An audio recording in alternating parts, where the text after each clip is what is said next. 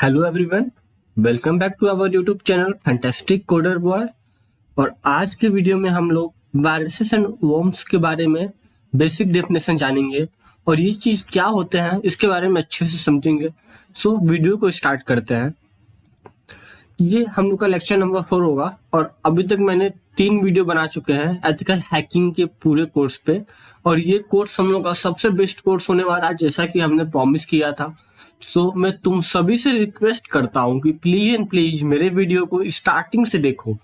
और अगर कोई भी डाउट होगा तो तुम लोग मुझको इंस्टाग्राम पे मैसेज कर सकते हो, मैं तुम्हारे मैसेज का डेफिनेटली रिप्लाई करूंगा।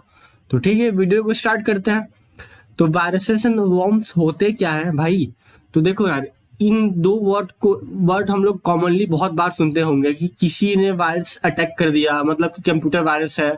हम सभी लोग चाहते हैं कि अपने लैपटॉप में वायरस ना रखें। मतलब बेसिकली वायरस से समझते क्या है हम लोग, ये देखते हैं। तो वायरस और वर्म्स ये होता क्या है भाई? ये एक मैलिशियस सॉफ्टवेयर होता है जो डेवलप किया जाता है स्प्रेड करने के लिए, रेप्लिकेट करने के लिए। इसका डेफिनेशन पढ़ते हैं। This malicious software is develop to spread, replicate themselves and attach themselves to other file. मतलब कि एक malicious सॉफ्टवेयर होता है जो एक फाइल के साथ अटैच किया जाता है। तो हर एक वायरस और हर एक वर्म्स का अपना एक अलग फंक्शन होता है और वो चीज अपने एक अलग काम के लिए बनाया जाता है। हमें जो भी वायरस बनाना है वो डिपेंड करता है कि हमारा पर्पस क्या है। समझ में आई बात?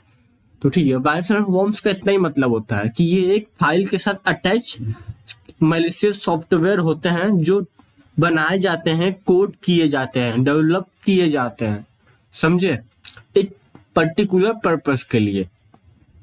तो वायरसेस एंड वर्म्स का मतलब तो समझ गए। वायरसेस को थोड़ा अच्छे से समझते हैं डेप्थ में जाके। देखो, जब भी कोई फाइल में अगर वायरस होगा तो वायरस जब तक काम करना स्टार्ट नहीं होगा जब तक आप उसको ट्रिगर नहीं करोगे। ट्रिगर मतलब छेड़खानी। इसका क्या मतलब हुआ भैया? तो इसका ऐसे मतलब हुआ, फॉर एग्जाम्पल, जैसे कि आपने एक फाइल डाउनलोड किया नेट से, कोई मूवी हो सकती है, कोई भी डॉक्यूमेंट हो सकता है। तो जैसे ही आप उस फाइल को ओपन करोगे, जैसे ही ओपन करोगे अगर वायरस होगा तो वो भी ओपन हो जाएगा। और आपने उसको ट्रिगर कर दिया, मतलब कि उस लिंक पे क्लिक करके उसको छेड़खानी कर दिया, करके वो वायरस अपने आप को रेप्लिकेट करना या अपना काम करना स्टार्ट कर देगा। वायरस तब तक काम नहीं करता है तब तक आप उसको कोई छेड़खानी उस पर नहीं करते हो, कोई लिंक ओपन नहीं करते हो या फिर कोई चीज डाउनलोड करके उसको ओपन नहीं करते हो अपने डेस्कटॉप पे, तब तक वायरस काम नहीं करेगा। केवल डाउनलोड कर लिए तो उससे वायरस काम नहीं करेगा। उसको ओपन कर दिए या फिर उस पे लिंक पे क्लिक कर दिए या फिर कुछ फाइल सेंड कर दिए, इस टाइप का कुछ भी काम करोगे तो वायरस अपना काम करना स्टार्ट हो जाता है। तो ठीक है, ये तो वायरस का मतलब समझे। वर्म्स क्या होते हैं भैया? तो देखो, वर्म्स जस्ट अपोजिट होता है वायरस का। कैसा अपोजिट? वायरस में तो हम लोग को फाइल को ओपन करना पड़ता है ना, एटलीस्ट डाउनलोड करने के बाद, या फिर किसी लिंक, पर्टिकुलर मैलिशियस लिंक पे क्लिक करना पड़ता है, तभी वायरस हमारे सिस्टम पे अटैक करेगा।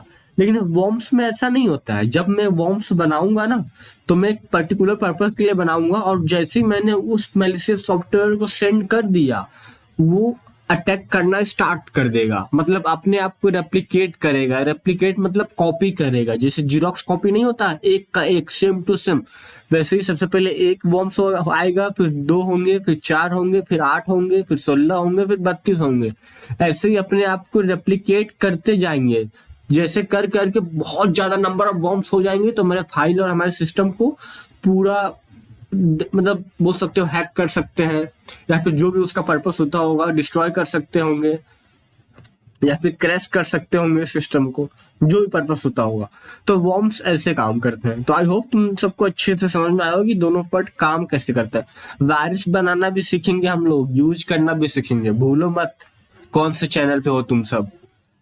तो अब आते हैं नेक्स्ट, एडवांस परसिस्टेंट थ्रेड। इसके बारे में भी कुछ जान लेते हैं। तो ये बस एक वर्ड होता है, इस वर्ड का मतलब पता कर लेते हैं कि एडवांस परसिस्टेंट थ्रेड होता क्या है।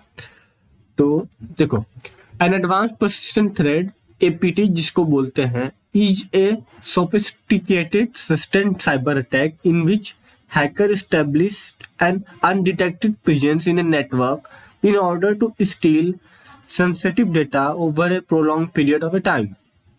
तो इसका ऐसे मतलब समझो कि अगर कोई हैकर किसी भी सिस्टम को हैक किया हुआ है और उसमें से डेटा चोरी किए जा रहा है बिना डिटेक्ट हुए, तो उसको एडवांस परसिस्टेंट थ्रेट बोलेंगे। मतलब अगर किसी हैकर ने किसी सिस्टम को हैक करके बहुत लंबे समय तक उसमें से डेटा चोरी कर रहा है, स्टील कर रहा है अपने पर्पस के लिए, तो उसको बोलते हैं एडवांस परसिस्टेंट थ्रेट। जब अनडिटेक्टेड डेटा को स्टील कर रहा है तब ये बात बोलेंगे, समझे?